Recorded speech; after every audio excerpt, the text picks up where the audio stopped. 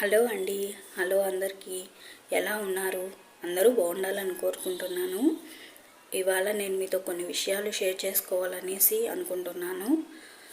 అవి ఏంటంటే, ఇవాళ నాకు ఒక సిచ్యువేషన్ ఎదురైందండి. అంటే నేను మా పిల్లల్ని స్కూల్లో వదిలిపెట్టడానికి వెళ్ళాను, మా బాబుని. రిటర్న్లో వచ్చేటప్పుడు నాకు తెలిసిన ఆవిడే అనమాట. తను చాలా వీక్గా ఉండి కూర్చొని ఉంది. అప్పుడు నేను అడిగాను, ఏమైంది అనేసి అడిగాను. అడిగితే తను ఏం చెప్పిందంటే, ఏం లేదండి, ఇప్పుడే పని అయ్యింది, తినలేదు, పిల్లల్ని స్కూల్లో పెట్టేసి వెళ్ళిన తర్వాత ఇంట్లో పని ఉంది, అది చేసుకున్న తర్వాత తిందామనేసి అనుకుంటున్నాను. కాకపోతే కాస్త నీరసంగా ఉంది, తల తిరుగుతున్నట్టుంది అని చెప్పి ఒక దగ్గర కూర్చుందండి. నాకు తను చూస్తే చాలా అసలు కోపం పడాలో లేకుంటే బాధపడాలో ఆ సిచ్యువేషన్కి నాకు అర్థం కాలేదండి. ఇంకా మనం మారకపోతే ఎలా అండి? మన గురించి మనం ఎప్పుడు ఆలోచిస్తున్నాం? మన గురించి మనం ఎప్పుడు కేర్ తీసుకోవాలి అనేది నాకు చాలా కోపం వచ్చిందండి. ఇంకా మనం మారమా? ఇంకా ఉన్నారండి, ఇంకా ఉన్నారు ఇలాంటి వాళ్ళు. ఎందుకంటే ఒకప్పుడు నేను కూడా ఈ సిచ్యువేషన్ ఫేస్ చేసిన దాన్ని. అందుకే నాకు ఆ బాధ అనేది తెలుసు. 2 years నేను హెల్త్ పరంగా చాలా ఇబ్బందులు పడ్డాను. అందుకే ఇవాళ నాకు ఈ విషయం షేర్ చేసుకోవాలనిపించింది. కేవలం తనొక్కటే కాదు, మన చుట్టూ చాలామంది లేడీస్ ఇలాగే ఉన్నారండి. ఎందుకలా? మనం ఎప్పుడు మారుదామండి? పెళ్ళికి ముందు బాగానే ఉంటాం, కాలేజ్ లైఫ్ అంతా బాగానే ఉంటుంది. నెక్స్ట్ ఆఫ్టర్ మ్యారేజ్ అయ్యేసరికి ఏమైందండి? కాకపోతే కొద్దిగా బరువు బాధ్యతలు పెరుగుతాయి, ప్రతి ఒక్కరికి పెరుగుతాయి. నాకు కాదు, మీకు కాదు, ప్రతి ఒక్కరికి, ప్రతి ఒక్క అమ్మాయికి బరువు బాధ్యతలు అనేవి పెరుగుతాయి. అప్పటి వరకు మనకు మన మదర్ చేసి పెట్టేటివన్నీ పెళ్ళి అయిన తర్వాత మనమే చేసుకోవాలి. ప్రతిదీ మనమే చేసుకోవాలి. ఒకరి మీద డిపెండ్ అయ్యే ఛాన్సే మనకు లేదు.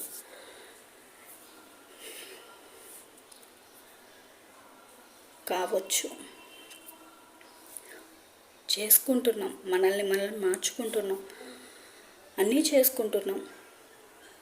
నిద్ర లేస్తే భర్తని ఆఫీసుకి పంపించాలి, క్యారేజ్ పట్టి పిల్లలు ఇద్దరిని స్కూల్కి రెడీ చేసి పంపించాలి. వాళ్ళకి టిఫిన్లు అయితేనేమి ప్రతిదీ, చిన్నపిల్లలు ఉంటే మరి వాళ్ళని స్కూల్కి తీసుకురావడం, ఇలా ఎన్నో పనులు చేస్తున్నాం. ఆ తర్వాత ఇంటికి వచ్చి ఇంట్లో పనులు చేసుకోవాలి, పూజలు, నెక్స్ట్ వచ్చేసి ఇంకా గిన్నెలు తోమడం, బట్టలు ఉతకడం, ఇంకా ఎన్నో పనులు చేసుకోవాలి. ఇవన్నీ చేస్తున్నాం, కానీ మన గురించి ఎందుకు మనం పట్టించుకోవడం లేదు అనేది నా క్వశ్చన్ అండి. మన గురించి మనం ఎప్పుడు ఆలోచిస్తాం? ఇకనైనా ఆలోచించడం మొదలు పెడదామండి.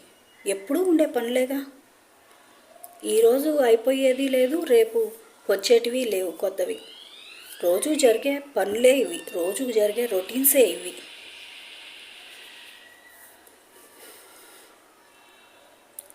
చాలా బాధేసిందండి. తను నా సిచ్యువేషన్లో నేను చూసేసరికి నాకు నేనే గుర్తొచ్చానమాట.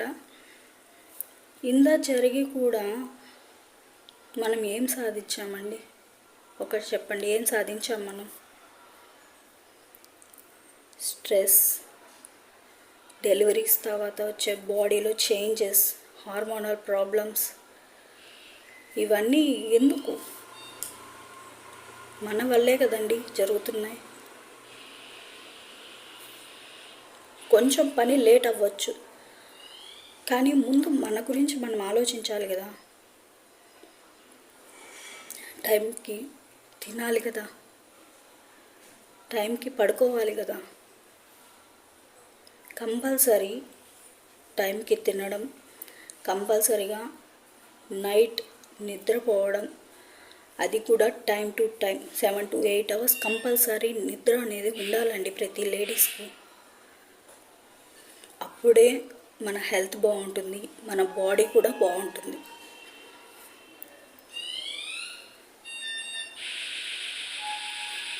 ఇకనైనా మన గురించి మనం ఆలోచిస్తే బాగుంటుంది అనుకుంటున్నానండి. ఇవన్నీ బాగానే ఉన్నాయి, చేస్తున్నాం, వాళ్ళ కోసం చేస్తున్నాం, జరుగుతూ ఉన్నాయి. కానీ ఏదో రోజు వాళ్ళకి అనిపిస్తుంది కదండి, ఈరోజు మనం ఇంత కష్టపడినా వాళ్ళకి ఏమిటి చూడు అంటే ఒక ఫీలింగ్ అనేది ఉంటుందండి. ఇంత కష్టపడుతున్నా మన గురించి మనల్ని ఎవరు ఆలోచించరు.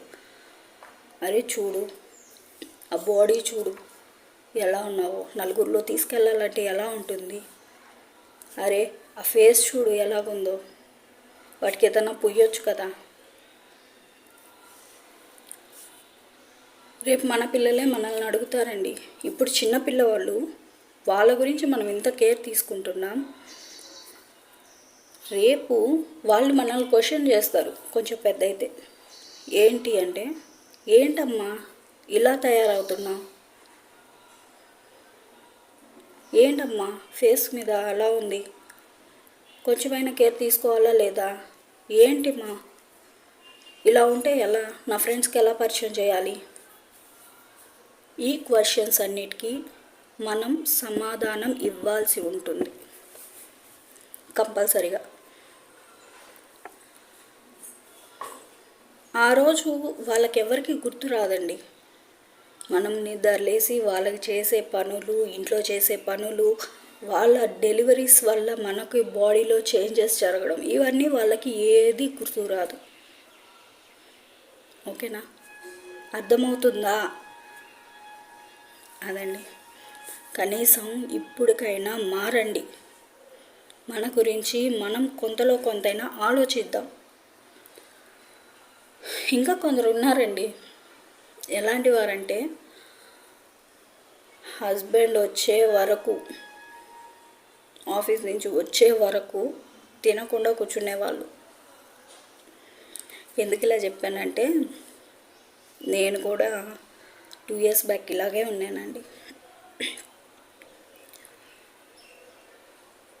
చెప్పాలంటే హస్బెండ్ వచ్చే వరకు అది టైం మిస్ అయిపోవచ్చు.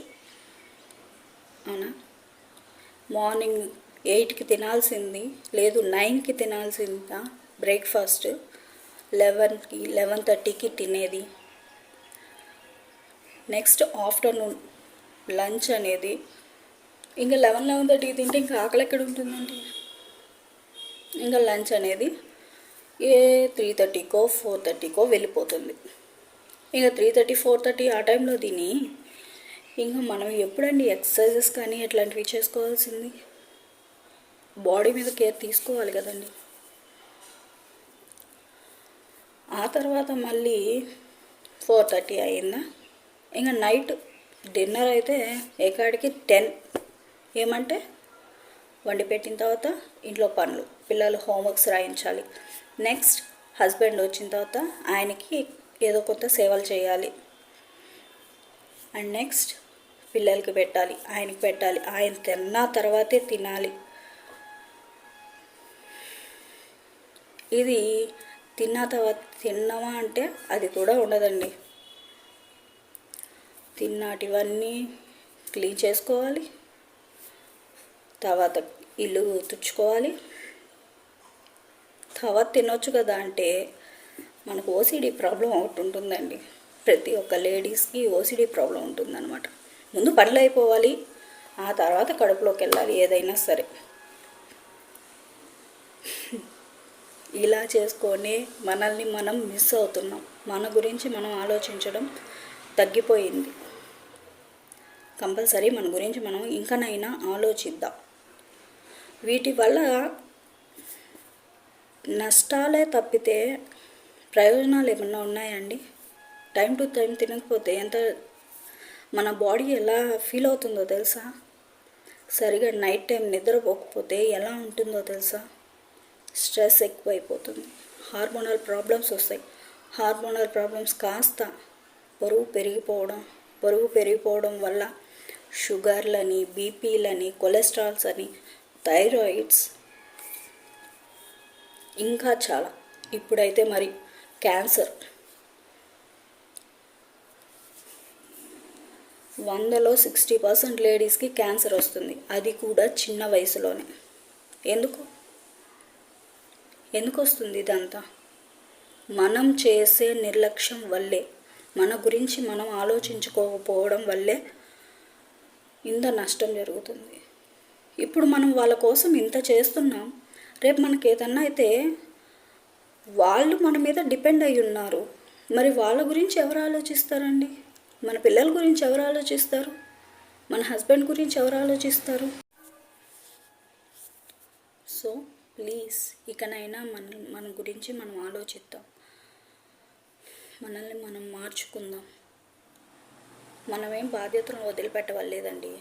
బాధ్యతలతో పాటు మన గురించి మనం కేర్ తీసుకుందామని చెప్తున్నాను. ప్లీజ్. చాలా ఎక్కువ మాట్లాడాను కదండి, కానీ ఏంటో చాలా బాధేసేసిందండి ఇవాళ ఆ సిచ్యువేషన్ చూసి. ఓకే అండి, ఇంకా ఇంతటితో ఈ వీడియో స్టాప్ చేస్తున్నాను. నేను చెప్పిన ఈ మాటలు మీకు మోటివేషన్గా అనిపిస్తే ప్లీజ్ కొంచెం లైక్ చేసి, షేర్ చేసి, కామెంట్ చేయడం, సబ్స్క్రైబ్ చేసుకోవడం మాత్రం మర్చిపోకండి. Thank you so much for watching. Take care. Bye.